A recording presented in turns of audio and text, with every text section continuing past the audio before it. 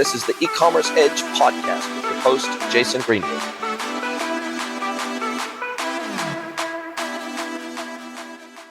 Hello, everybody, and welcome to another episode of the eCommerce Edge podcast. It is amazing to have you along for the ride with us today. I would like to introduce my amazing guest, Mr. Ben Davis from TRYNOW.com. Welcome, Ben. Hey, thanks, Jason. Appreciate you You're having me. You're from the great city of Los Angeles, right? I live there. I'm from. I would say if you say where am I from, I'm from the great city of Chicago. Nice. East Coast to West Coast. What a move. I was actually in Chicago earlier this year at the B2B online conference in Chicago. It happens every year in Chicago. It's a big, huge event. It was my first time actually ever making it to Chicago this year. And it's actually a cool city. I don't think I'd want to be there in winter, but very cool city. Got lots going on, lots of cool food, entertainment. It's lots of rooftop bars on the top of big Rooftop bars. We were there was an after party after B2B online one night, and there was this big after party at the top of this huge skyscraper, and the view across the city and with the river there running through the middle of the city, it's a pretty cool place, I gotta say. It is. The architecture is incredible. And It was done very intentionally. So the city has just come about in a very thoughtful, intentional way. So it's just gorgeous. And even in winter, it has its own certain type of charm, although it's cold as hell. And Daniel Burnham. A lot of credit goes out to Daniel Burnham, the architect behind a lot of the Chicago skyline. He has a line that I think resonates with most entrepreneurs, which is a quote that said, I'm going to butcher this, so you're going to fact check me, but it goes something like, make no small plans because they lack the power to stir man's heart and they themselves will never be realized. So Jason, make big plans. Wow. So basically try to hit it out of the park. Set your vision big. Yeah. Yes. Big. Define a BHAG, a big, hairy, audacious goal, and then go at it with everything you got. That's the goal. And I tell you, as someone who has now lived in 3 different countries, I'm on country number 3, originally from the States, lived in New Zealand for almost 30 years, been living in Mexico for the last year and a half. I tell you, I live a life of intention. Nothing happens by accident. Nothing good usually happens by accident anyway. But I'm looking forward to having this chat with you today, man. It's super cool to meet you. Super cool to put a face to the name. Your team reached out to me and said, look, we should have a chat about this TRYNOW thing. But before we get into that, before we talk about the tech and how it works, how did you get into this space? What attracted you and drew you to this digital world, right? This merging of the online and the offline experience in the e-commerce space. Yeah, I would say I was just right place, right time. I fell into it. I was in finance for a while, in investment banking, private equity, and wanted to get out of finance, just wanted to go build. And got introduced to someone named David Sachs, and his wife, Jacqueline Sachs, was working on an apparel company. And so the two of them were helping to build out this business. I was hired to launch the business. And in the process of doing so, wanted to offer a try before you buy program. We had really soft fabric, really soft garments. If we just make this as easy as possible to get into shoppers' homes, what would that look like? And what it looked like is not asking people to pay to see if they're going to like our product. They don't know our brand. They don't know our products. When we allowed shoppers to try products before they bought products, conversion rates shot up, ROAS shot up, CACs came down, customer satisfaction was higher, LTV was higher, more revenue coming in that paid for extra return costs, per order profit was higher, but complexity was through the roof. We were charging people for the wrong amount at the wrong time in spreadsheets, trying to track delivery dates. It was every kind of startup challenge you could imagine. This is when I was at the brand, where we realized, wow, has a lot of potential, but getting the exact right amount to charge for, integrating with returns providers, charging for the right amount at the right time, and then dealing with the myriad of challenges that can occur with an e-commerce order was just really tough. So we now do that at scale, raised about $25 million of funding, and that allowed us to solidify our partnership with Shopify, integrate natively into Shopify checkout, and brands can download our app, go live in anywhere from 10 minutes to a couple hours, and sell items on a try before you buy basis. And it's just as easy as a buy now basis. So order comes into the back end, brand just fulfills that item, picks, packs, sends it out. We track the package. successful delivery marks the trial. Shopper keeps what they like. They send the rest back. They have a great experience. They come back more frequently. They order more. They keep more, and they convert at higher rates. And our model is we just take a small percentage of whatever the shopper keeps. We only make money when our brands make money. So everything's order to order. Brands can cancel at any time, as customer centric as it comes. So that was the genesis. That was the model, and it's been a really fun journey, and really grateful for the merchants that have joined us on that journey. Wow, exciting. Now, before we move forward, before I ask any more questions, when you said the name David Sachs, do you mean the David Sachs, as in the new crypto and AI czar, the David Sachs of the All In podcast, one of the besties, Jason Calacanis' May? Are we talking the same David Sachs here? We are, yeah. Wow. Okay. So first of all, that caught my attention because I'm a massive fan of David Sachs and I'm a massive fan of the All In podcast and what those guys do over there. And certainly his, I wouldn't say necessarily rags to riches story, but obviously famously of the PayPal mafia, and has been in the venture space for, most of his life, and has helped a lot of brands come to life. And you're saying his wife had a fashion. I didn't even know his wife had a fashion brand. So you're saying that you worked with his wife's fashion brand to uncover this problem? Yeah, it was an apparel brand, and it was she was starting to create materials for her kids. Two of her kids have skin sensitivity issues. And so she was working with different fabrics and so created some baby clothes. Their kids grew up, some toddler clothes, and realized, hey, other people need this. And so formed a business around it called Saint Haven.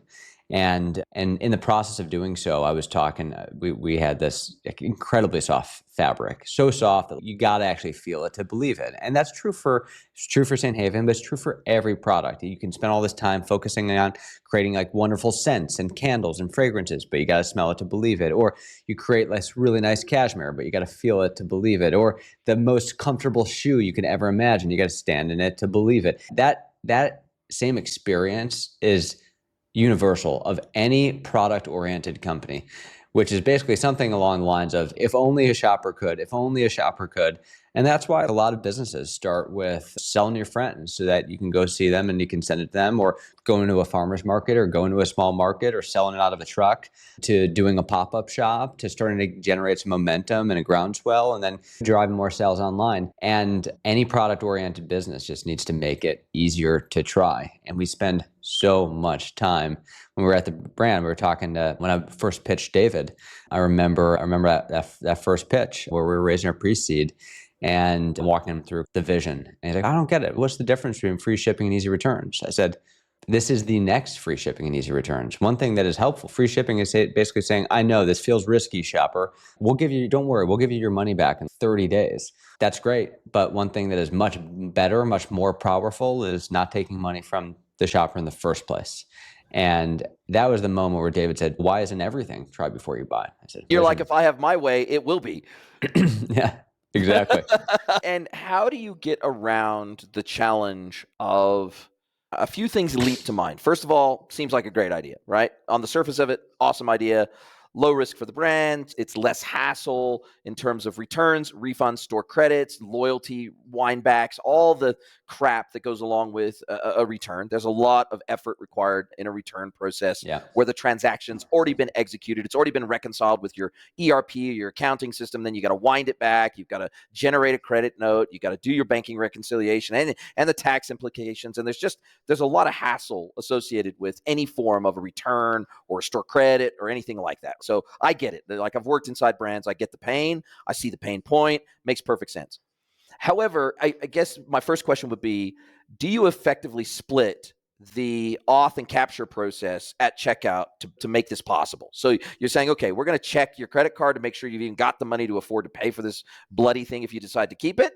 But so instead of the traditional e-commerce process, which is auth and capture in the same step, which is we're checking the credit card or the debit card to make sure that you can afford it, and we're going to bill you at the same time. And then you've paid for the goods, we ship you the goods, and we're off to the races. Are you effectively splitting the auth and capture process? Okay, within, I think, most auth capture windows with most gateways is 30 days or something like that. So you've got this window of maybe, say, 10 days or 15 days or whatever your average delivery time is to say, look, we assume that it's going to be delivered within 5 days maximum, that we're going to give them an extra 5 days to try it, make sure they like it, see if they want it, advise us whether they do or they don't. And if they don't advise us, we're gonna charge their card and assume that they want to keep the goods, right? So I guess from a technical and integration perspective, and from a technical workflow perspective, is that kind of the approach you take as part of the checkout experience?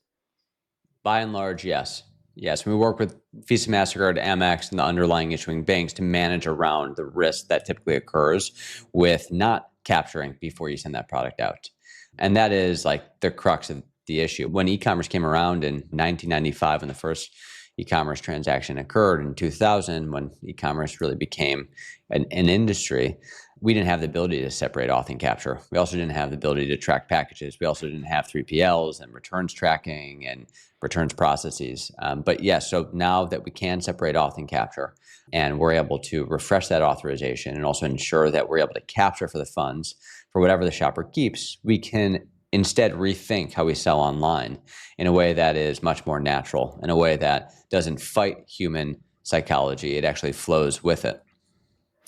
And would your argument be, so I'm not saying I'm thinking this, but I could imagine that there might be some brands out there that say, hey, this is going to hurt my brand because it doesn't seem green, right? That we're going to ship things out and we're going to just make it so easy for you to effectively return items that we're going to see skyrocketing return rate or whatever it might be. And so is that really clean and green because we're probably going to see more returns or whatever? And we don't want to necessarily remove the friction of returns because that is likely to increase the amount of returns that we receive. And we're trying to do better for the environment. In fact, what we're trying to do is we're a lot of brands historically that have said, it's going to be free returns. Now we're going to actually start charging a nominal value to try to discourage returns, even if it's only $1 or $2 or $3 or whatever it is. It's not necessarily going to cover our entire returns cost, but it's more to discourage bracket buying, say, for example, in the case of a fashion brand where I'm going to buy one size larger and one size smaller than one I think I need, and I'm going to return the two that don't fit, and I'm going to make sure that when those items arrive, they're going to be the perfect fit item for me, or at least one of those three is going to be the perfect fit item for me. This is such a common thing in aesthetic products and in products that have a fitment component to them. I think that the free returns model is largely going away because of all those challenges around the cost structure associated with that for brands, and also the sense of, oh God, we're essentially creating an environment where every single order, something from that order is going to be returned to us, and we don't want to be part of that type of model, right? We don't want to encourage that model. And so would you argue that you guys are actually decreasing the likelihood that someone is going to bracket buy because they're allowed to try before they buy? So what we're trying to do is we're trying to discourage the wrong behavior. We're trying to encourage the right behavior and de-risk it all at the same time for both brand and customer. Would that be your argument? Yeah. We are trying to increase the likelihood that the brand finds a loyal convert. And in the case of, so a few pieces here. One is the environmental component. The other is like the cost of returns. Let's hit on the environmental piece first. Me personally, like I donate money to the Sierra Club every year. Like an environmental policy is very important to me. Like we buy carbon offsets for all of our returns. We don't publish it because I think carbon offsets are so suboptimal. And ultimately, like one thing that I generally think about businesses is there's a tremendous amount of greenwashing in our industry. And the reality is that the only thing that is sustainable is building a product that has longevity and being thoughtful with your consumption. And that's just what it comes down to. The selvage denim that I'm wearing right now, I've had for 9 years. And there's nothing sustainable about denim. It's a very polluting industry, but if you're going to have denim, make sure that the denim that you have has a long shelf life, that lasts for a long time, has a very long lifetime. At this rate, I guess I'll only have 10 pair of denim in my whole life. Maybe 10 if I'm lucky. I'd love to live to 100. That's one like general kind of macro comment. And I think one challenge here around overconsumption is that a lot of returns happen because shoppers get around to making returns, but a lot of returns don't happen because they don't get around to making returns, and those products are cheap. So it's, you know what, I'll just keep this shirt that I don't really like and whatever. And so there's a lot of stuff hanging in closets that should be returned. And actually, what would be much better for the environment is if that stuff didn't get consumed. And instead, If you didn't like it, you send it back, and the brand gets feedback that says, hey, this product sucks and we should stop selling it. Or it's the And wrong fit, or we don't give enough information for we the got to customer to make adjust the with right buying choice and all that. we got to talk to our manufacturers and fix our sizing. Like, what we're looking for is changing returns into responses and feedback for brands. Now, there of course is emissions from that, but there are also emissions from overconsumption. And so at the end of the day, how do you help shoppers find products that they truly love, not products that they like? Now, what about the costs? And everything like that we talk about internally at TRYNOW is EBITDA. EBITDA for our own business, EBITDA for our merchants, EBITDA for every business that I worked with in the past and in private equity. Like, it's all about profitability. And I think when people think about profitability, they think about returns, and you got to reduce returns to drive profitability. And that is the whole non-consensus, non-obvious way of thinking about it. It's not that you need to reduce returns. You need to increase per order profit. There's a bunch of ways to do that, and you should pursue all of them. You should pull all of those levers at the same time. So yes, you should go talk to your 3PL and adjust your rates and ensure that they're hitting SLAs. Yes, you should talk to your carriers and reduce your rates. You should drive some upsells on your cart and have upsells in your cart to throw another 5%, 6%, 10% there to pad that cart. But what we don't think about that much is how to meaningfully lift the gross sales, the net sales per customer in an order, because typically we live in this world where that is fairly fixed, where you can't change that by 50 or 100%. Yeah. Now it's like, well, what if I told you 5 items per cart scenario? Exactly. And so like when you have 1.5 items in a cart and your UPT is 1.5, what's the likelihood of that shopper finding something that they love? What's the likelihood of that shopper finding multiple things that they love? It's low. And typically returns equal a buy zero. A shopper keeps nothing. In a try before you buy model, the world looks very differently. Returns can be decoupled and broken out into two types: partial keeps, where a shopper orders some and keeps some, and buy good. We like partial keeps, so let's have more of them. They actually drive really profitable customers. It's like if you walked into a fitting room and you 6 items, you bought 3, you returned 3, and say, hey, Jason has a 50% return rate. Actually, Jason's one of our most profitable customers. Now, a buy zero is different. So we have a feature called a buy zero restocking fee that assesses a fee on that buy zero. So it penalizes a shopper that keeps nothing, but it's advantageous to a shopper that keeps something. So you basically say, hey, have this great experience. At least one item. And so now incentives are aligned. And I think like with restocking fees, it's natural. We have brands that also have normal restocking fees on their TRYNOW orders, and that's great and that works well. My personal philosophy on restocking fees is that they are a blunt tool. A more precise restocking fee, that is a buy zero restocking fee, aligns incentives.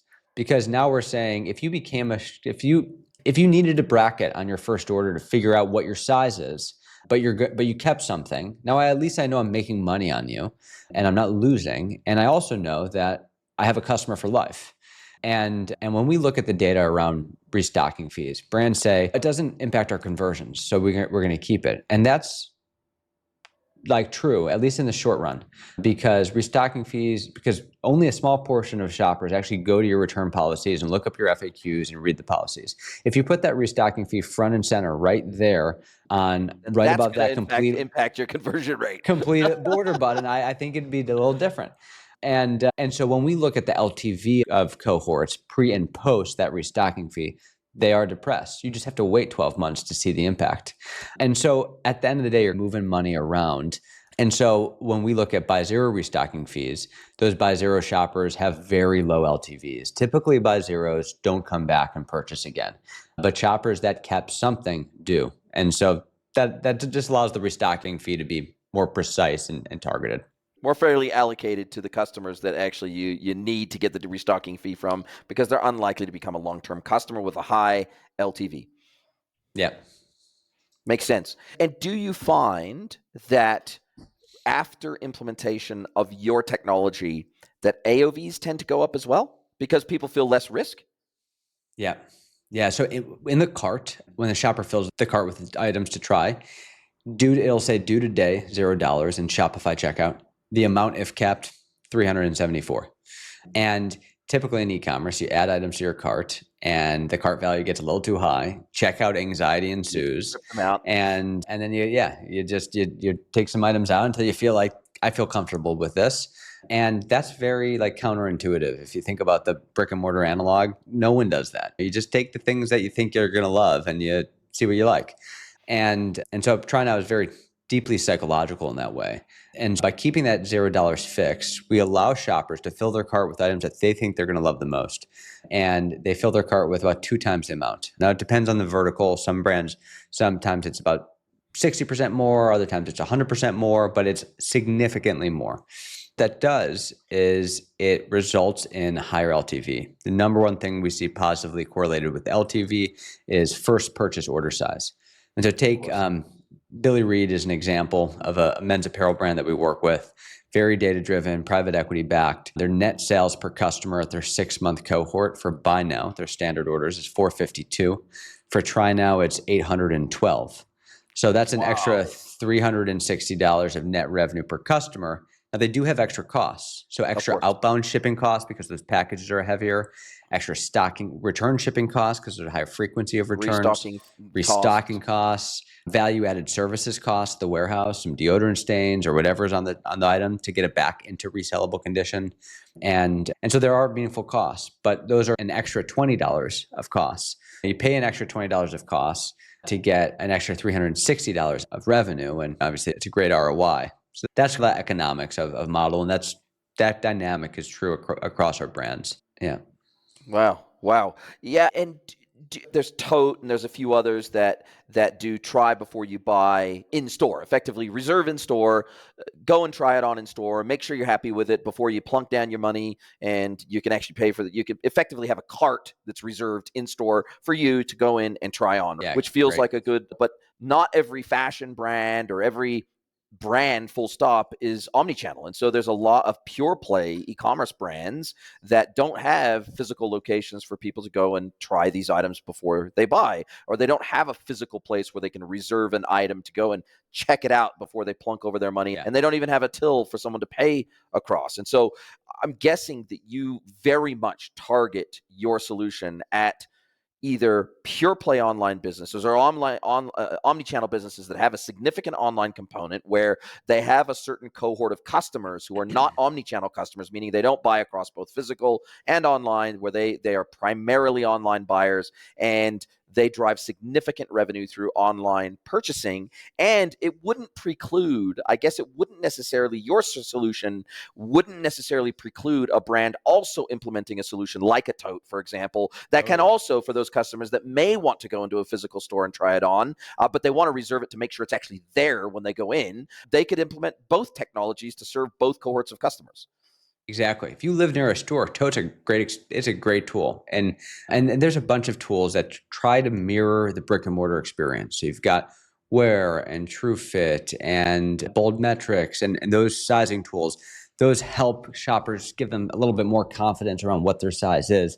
All of those tools are key. Ultimately, what there is a broader movement is bridging the gap between that brick and mortar experience and the online experience. And I'll give you an example. Actually, one story with Billy Reid is Billy Reid has stores in the Southeast and on the East Coast, but they didn't have any stores in California.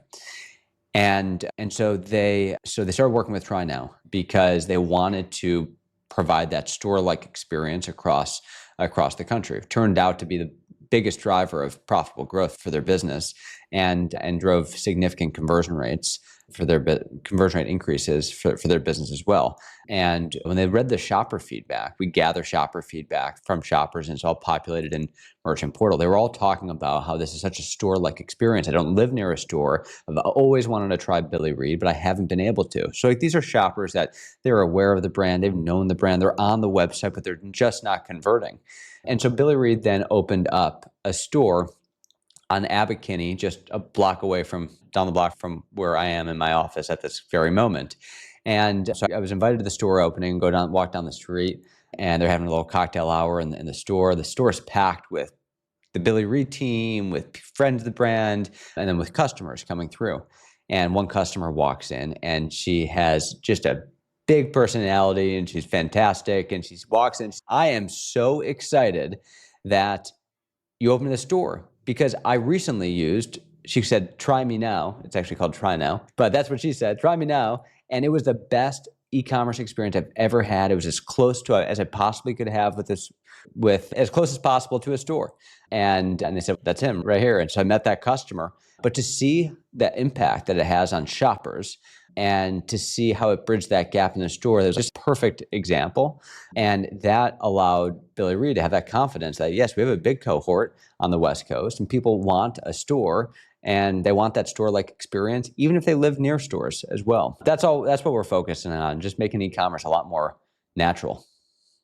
Yeah, and I guess that kind of data is almost impossible to get any other way in terms of, okay, where do I need to position? Where am I going to make my investment for my next store? Like, short of just maybe looking at foot traffic in the area or complementary stores in the area or a mall, or there's some rudimentary data that you can look at to say, look, we think that this will be successful because of XYZ reason, or we think culturally we're a good fit, or whatever it might be. But there's nothing quite like very customer specific data to say, look, we've got a cluster of 10,000 customers in this zip code, for example, we should probably plunk a store there. That would probably automatically signal some level of success over and above some of the other rudimentary data that we could look at around this. And to your point, I think you make a very good point, which is I'm not a big physical store shopper. Like, I'll shop all day long, every day online. If I can get something online, I'll get it online. I will avoid physical stores like the plague. The one exception is occasionally fashion. So my wife and I were at a big conference in Orlando last month, and I was speaking there, and I'd never been to Orlando before. And my wife in particular, loves going to Ross. She loves going to Ross. If we're in the States and there's a Ross nearby, we got to go there because they got the name brands, they got the cheap prices, they got the you feel like you were doing this treasure hunt. I found this thing that fits me, and I got it at 90% off. I don't know. It just makes you feel like you won the lotto. And to your point, there were clothes, for example, I needed to get some button-down shirts, some nice shirts, and I took 10 into the changing room with me. And most of them were even the same size, but only 3 out of the 10 actually fit me properly, because everybody's body shape's a little bit different. Maybe you got a bigger chest, or maybe you got a bigger stomach, or whatever it is, bigger arms, whatever it is, and not everything's going to fit everyone exactly the same way, even if it's the same size product. So left 7 as I walked out the change room, but walked up to the counter with 3, right? And I guess that's probably a very common, I would assume that's a very common, maybe that 30 percentile, 40 percentile range is actually going to work for you, right? Of the products that you think will work for you, or you think you want. And feel like effectively what you're doing is you're creating that Ross-like experience, but online, right? Exactly right. Exactly right. And if you were an e-commerce shopper and you shop that way, an e-com manager or a CFO may say, Jason, that was a 57% return rate. You returned 4 of your 7 items. I would say our typical UPT is 1.5 and you just purchased 3. You just purchased double the amount that you normally would. Yeah, we had some incremental return costs on the average, but it more easily pays for the actual return costs. And when you think about all the people on your website that just are adding items to the cart and just abandoning that cart because they're just simply not sure, how many people are on your site and they're just not converting? But if you could solve the core problem, which is I'm just not sure and I don't really want to pay in the face of doubt and uncertainty, would they ultimately convert? There's a lot of incremental revenue that brands aren't getting, particularly when your conversion rate is sub 3%. Let's go get some of those. I think so often brands think about that cohort of customers and say, let's use discounts to help them convert. And it's saying, a shopper says, love this button down. It's just 20% too expensive. No one's saying that. And I didn't go into the Ross dressing room thinking, if this thing that doesn't fit me were 20% cheaper, I'd take it anyway. No, even if it was free, I wouldn't take it because it doesn't fit me. You wouldn't take it. Exactly. And so I think like everything we always talk about is like, what's the brick and mortar analog? If you walked into Ross and I said, hey, Jason, welcome in, big pop-up in your face. Give me your email. I'll let you into the store. Oh, and if you wanted to go into the store without giving me your email, you just got to walk all the way to the corner and click the X, the virtual X. Why do we do that as well? And I think like those things, like just rethinking things down to first principles and saying, how do we do it in store? Because in store has worked for thousands of years. Forever. It has always worked. And e-commerce flipped a model on its head, not just with try before you buy, but with all sorts of other gadgets and whiz-dos and different overcomplex, slightly fancy sort of tactics or hacks, some of which are really helpful. But I do think that it isn't one size that fits all. And I think if we always go back to like just the core, boil it down to the first principle and said, how has it always worked? What has worked? And how do we create an experience that is as close to what has always worked in this digital world? I think we'll be a lot better off. I think our CACs will be a lot lower. I think our advertising spend will be far more efficient. Try before you buy only being one part of that kind of broader trend. I think there's 3 points here that kind of make the business case for you. One is those customers that abandon, or those customers that don't convert, or that they have a smaller basket size, or the case may be. Oftentimes brands have paid for those people to get to the website in the first place. So regardless of whether they buy or not, you've paid. You've paid something just to get their eyeballs on your site. So you might as well try to get something out of them versus nothing out of them. That's the first thing. Second of all, you're going to have a cohort of customers that are going to return stuff regardless of whether we have a service like yours or not. There's going to be a certain cohort of customers that are going to return a certain cohort of items, whether you like it or not. You're never going to be able to get to a zero returns place anyway, so why try? Then the third thing is those people that would return things anyway, you have all of the costs associated with those returns. You've still got the restocking costs, you've still got the inventory management costs, you've still got the cleaning costs, but then in addition to that, you have all the reconciliation and data and accountancy costs that go along with that. And 9 times out of 10, that is manually handled by someone in customer service. They go in and they manually adjust their loyalty balance. They go in and they manually adjust and issue a store credit in Shopify or whatever it is for them. They go in and manually adjust the transaction in the ERP to make sure that what actually the customer is retained is actually reflected in the order. There's so many manual things, and I know because I've worked inside of brands before, there's so many manual efforts associated with managing a return. That's where the costs go up. If you can remove at least the cost component of the financial elements of the transaction, if you can completely remove that out of the cost structure of a return, you're probably saving a brand, I don't know, 25% of their returns costs, maybe 50% of their returns costs. If you remove the financial element and reconciliation elements of that and the tax components and all that stuff, if you remove all the liability of dealing with that and making sure you've got a clean balance sheet, I feel like that you may not be reducing the total number of returns, but you are certainly reducing the cost of those returns quite substantially. Yeah. That is a great point you bring up, Jason, because we're talking about like actual physical dollars, but there's the time associated with managing all of that. And with returns, particularly with a business that has a return rate of 10, 15% or so, you have that return reserve and you have some reserve cash. And we've heard of brands that are delaying processing refunds just to manage their cash accordingly. Bad for the customer, but sometimes it's just there are swings in a business and sometimes it's tough to manage without the right returns reserve. And even if you do have the returns reserve, there are swings. There's seasonality, there's higher return rate moments, there's lower return rate moments, there's more discount oriented times around Black Friday or Father's Day or Mother's Day sales. Gifting, all that stuff. Exactly. And so with a TRYNOW order, that money doesn't hit that account until that card is charged. Now, it's a slight delay, but there's no working capital impact once the business has gone live and allowed for that first flow of orders to close out. At that point, there's just an offset in when you get cash. Yes. So you don't have that kind of working capital hit.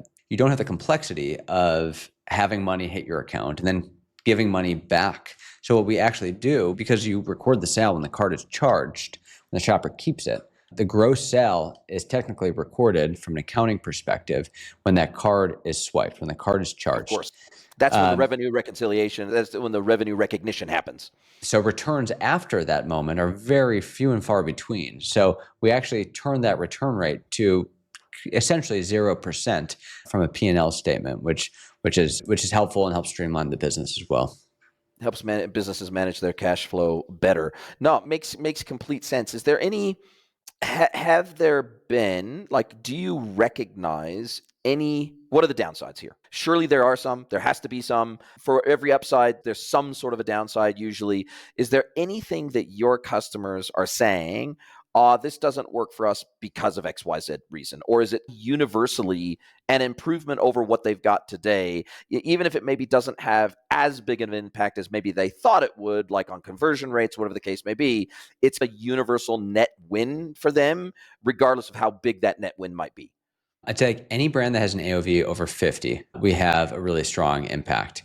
Now we have brands that have AOVs of 40, and they're some of our most successful customers. But I would say on the whole, slightly higher AOVs. One requirement for us is, with the exception of cosmetics, the ability to resell returns. So if you're in apparel and you have higher COGS, you got to be able to resell returns. If you're selling lipstick and it costs 90 cents for lipstick, samples are the same cost as the lipstick in the first place. And the return rates are very low in cosmetics because people don't think about returning cosmetics. And so I would say if a brand doesn't have the ability to resell returns, then we would want to qualify them out in our process. Probably wouldn't work with them. So that is like the main qualification on our end. Now, the other piece is if a brand's selling a product that's not a good product, shoppers are going to try and they won't keep it. Now, that doesn't really happen with our brands, largely because the brands that work with us, they are confident in their product. Like they believe in their product, and that's why they come work with us. If brands are not confident in their product, they're not going to be drawn to using TRYNOW. And so we work with founders and entrepreneurs and businesses that say, if only a shopper could try my product, I just know they would love it. And that's, if anyone feels that way, like you've got to allow your shoppers to try. That's the crux of it. And that's what we help them do. And what percentage of a catalog will a merchant typically make available for try before you buy? Is it typically 100% of their catalog? Is it 75% of their catalog? If they're a drop driven business or they're a Supreme or something like that, where everything's limited runs, very limited sales windows, etc., where they go, geez, this product is going to freaking sell out no matter what. Maybe we don't want to make try before you buy available for absolutely everything in our catalog. Maybe it's not a good fit for everything. Do you find, how do they decide which products in their catalog make sense from a try before you buy perspective? Yeah, so we have a button visibility rules engine that allows brands to manage button visibility, the try before you buy button, based off of product tags.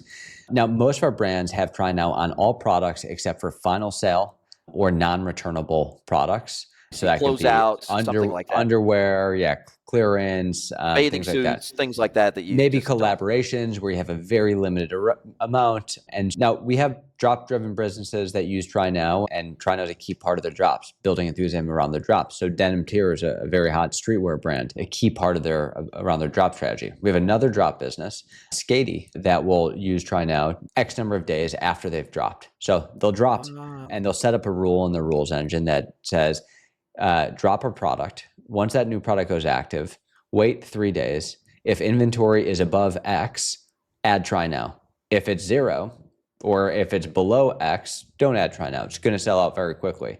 So basically the concept being, if you're going to sell out immediately, don't use us to sell more because you don't have more supply to fulfill your demand. But if you do, then use TRYNOW to drive more growth. And I guess the cool thing about that is you can use Shopify Flow to set that all up to be automatic. And so you can say, look, apply the tag after these rules have been hit and met, and here's the split in the flow. And I guess that's the beauty of being able to work with a platform like Shopify, is that like 95% of this stuff could be automated. Yeah. Exactly. Love it. Love it. And how do you guys make your money? You obviously integrate with all the returns platforms. You integrate with Shopify. Do you integrate with any other e-commerce platforms or any other e-commerce platforms on your radar? I'm guessing you're API driven. So I'm guessing even if you don't have a native integration, it's pretty easy to custom integrate into any e-commerce platform. But how do you guys, how do you charge? How do you make your money? Yeah. So when I was running a brand, had a lot of e-com software vendors that pitched me on annual contracts, fat SaaS fees, and I vow to never operate TRYNOW the same way. And SaaS might be good business models for many, and that's fantastic. But for us, we only make money when our merchants make money. It's 2.99% of the net amount, whatever the shopper keeps, plus 99 cents an order. If a shopper doesn't keep anything and they return it all, then we don't charge that 2.99%. So our incentives are fully aligned with our brands. and everything is order to order. It's not even month to month. They can cancel at any time. There are no minimums, no commitments. And at the end of the day, like brands allow their shoppers to try for free. We do the same. We make it as easy as possible for merchants to try us, and we're confident in our product too. So we want to make it as easy for them to turn us off if it doesn't work. Now, for the last 100 brands that we brought on our platform over the past 6 months or so, we brought in 97 over the past since June, and 2 have churned. We believe in our product. We believe in the value that we can drive for those businesses. Wow, amazing. What's on your radar? What are customers asking for that you don't do, or what have you identified in your stack that you don't do yet that you want to add to the platform? Yeah, great question. So we'll be kicking off in Q1 around some shopper-facing functionality. And that allows brands to have a portal to offer their shoppers to manage that trial. And in addition to email and SMS that we'll send on behalf of brands, shoppers will have a self-serve platform for them to extend their trial if they need to extend their trial, for them to initiate their return when the time is right, for them to close out their order and take those actions. So that will be one key area of focus as we kick off Q1.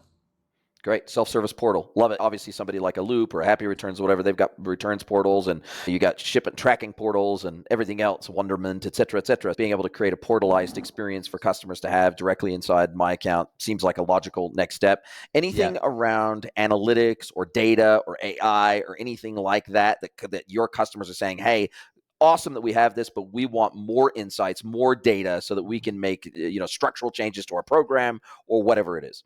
Yep. And so in terms of that portal, just to hit on that for a moment, that will link to our partners at Loop Returns, to Happy Returns, to others. And so we'll deeply directly into their portals. Now, in terms of analytics, that's a key part of our platform. So we've got a very robust insights dashboard, and it provides insights across kind of pre-trial insights, post-trial insights, LTV cohorts, understanding the gross UPT versus net UPT difference. We also track return costs at a very granular basis. So we understand the per order stocking costs, return costs, shipping costs, so we can ensure that the program is highly profitable for our brands. We also gather shopper feedback at really high rates. So we understand why shoppers are keeping, why shoppers are returning, what they love about TRYNOW, what they love about the brand, what they love about the products. Now, what we find is the best shopper feedback is open-ended responses. Yeah, not a predefined drop down or something like that. Let them go hog. Yeah. Now, the challenge is you got to be diligent about reading shopper feedback. Every Sunday morning, I pour a French press and I read shopper feedback. It's just like it's my thing. And it's great. It's like it really helps me keep a pulse on our business and our product and what's working. And whatever's working, we double down on.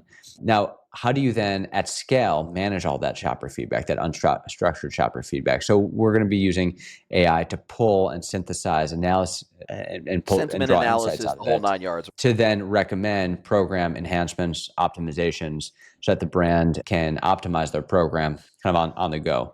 Ultimately moving in towards a more kind of automated pilot for your program that can continuously tweak and optimize a program to drive more profitable growth for our brands. I love it. I absolutely love it. Now, I'll drop a link to your LinkedIn profile into the show notes. I'll drop a link to the TRYNOW website in the show notes. Other than that, if people want to learn more, what's the best way to reach out and get a hold of you?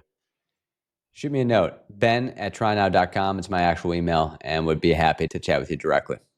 Wow, absolutely love it. Now, man, this has been a fantastic conversation. Cool product, cool platform, cool idea, cool concept. Absolutely love it. Now's where the point in the conversation where I get to flip the script, get to hand the microphone over to you, get to let you ask me one question. Any question you like, can be personal or professional. So, Mr. Ben Davis from TRYNOW, what is your question for me today? What is the most kind of non-obvious growth strategy that you have deployed at a brand or worked with a brand that has driven double-digit growth? I'll tell you there's two things actually that I'll mention. One that we implemented, one that I think we should have implemented, but never did, and I think every brand should implement. Mm-hmm. So I work very heavily in the B2B space now, and when I still worked heavily in the B2C and D2C space on the retail brand side, one of the things we discovered through our data analyses at one of these big pure play online brands that I was working inside of was that there was a direct correlation between average percentage of catalog availability in a given month and our conversion rate. right? Now, that wouldn't necessarily, like, you would think that makes sense, but a lot of brands don't realize that if they have, say, for an example, an average of a 2.5 item cart, that the impact of stockouts, the deeper you go into the catalog, the deeper the impact on your overall conversion rate. Because when customers are looking at things like free shipping thresholds, loyalty points, when they're looking at the total cost of an order, when let's say they put 5 items in their cart and only one of those items is out of stock, usually on average, and we looked at our analytics, they will abandon the entire cart. They won't just say, let me remove the one item that's out of stock or put it on back order. I'm going to just abandon the whole cart. I'm going to take that entire purchase to a competitor, even if it's slightly more expensive, because I'm still going to qualify for my free shipping, my loyalty, and all those things. And so what we discovered was there is a very direct correlation between catalog availability, particularly in the, say, top 20 to 40% of your high volume, fast moving, high momentum items. Like, those things have such a massive impact on AOVs, LTVs, conversion rates. Like, it absolutely affects everything. And I think it's something that not enough brands pay attention to or even track. So we tracked in our ERP, we tracked on a rolling basis total percentage of catalog availability, whether it's 80%, 90%, 95% catalog availability. And then we could directly correlate that over time with conversion rates. And we could draw a very direct correlation between decreases in percentage of catalog availability and decreases in conversion rate. And this is something that most brands do not track, or if they do, it's a very fuzzy thing, and they go, oh yeah, we're mostly in stock most of the time. But if they got super granular with it, they would see what the opportunity cost of being out of stock of especially their fast moving items, what it has a direct correlation on their bottom line. So that's the first thing. So that's the thing that we tracked, and it forced us to look deeper at our supplier relationships and supplier performance and commercial negotiations and pricing, and it just forced us to look at a lot of things from a procurement perspective and from a warehousing perspective, which was really good because it forced us to look more broadly at all of our operational infrastructure.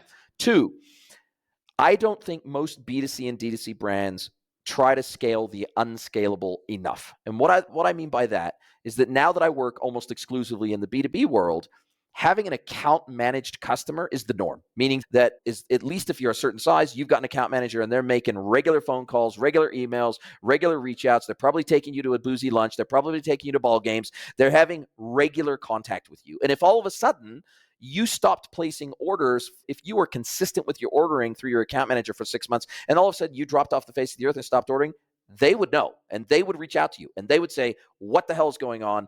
Did we screw up? Have you found a better supplier? They would be asking questions. And I think B2C and D2C brands don't do this enough. There has been brands like, for example, when I moved from New Zealand to Mexico, there was a whole raft of brands that I bought online from, like almost every single month, like consumables, grocery, alcohol. There's a bunch of consumable items that I would buy almost every single month. And then I just dropped off the face of the earth when I moved to Mexico. Do you think that a single one of those brands sent me an email? Do you think a single one of those brands called me up on the phone? Do you think a single one of those brands gave a shit that I was a loyal customer for years in some cases, and then just all of a sudden stopped buying 1 month and they didn't give a shit enough to ask me why? Like, it's just mental. D2C and B2C brands are so used to push messaging, meaning, okay, I'm going to automate my email through marketing automation. I'm going to automate my texting through marketing automation. I'm going to automate all my outbound communication. It's all push, right? There is no opportunity to create a two-way dialogue with the customer. And I tell you, if you give customers an opportunity to tell you why you suck, they will. And there's always downtime. I don't care how big or small your customer service team is, there is always times when they've got virtually nothing to do and they're not working a ticket, or they're not responding to a live chat, or they're not responding to a phone call or an email, whatever it is. Get those freaking people on the phone to customers. Create a prioritized list. Segment your bloody database based on purchase recency, frequency, monetary value. Do some just basic RFM scoring and start calling your most valuable customers, people that have fallen off and that feel like they've churned. Have more real human to human conversations, and you will learn a shitload about your brand, about your customers, and about your products. And I think no brands do this. I cannot think of a single brand that is doing this well today in the world, and that is disappointing. Fantastic answer, Jason. I have the first one. I got a few comments, but that was just amazing. So the first one, inventory and ad performance and conversion. What a disconnect that often occurs that is non-obvious. It's obvious to some, it's not obvious to most. I had a dinner with someone named Mike Lee, who runs a firm called CBI Digital, and he's building out a SaaS product that actually helps dial that in and bridge that gap. Because he said, just like you, he's like, this, it drives a huge, that's like all the low-hanging fruit is just ensuring that your bestsellers are in stock and then ensuring that you're marketing your bestsellers.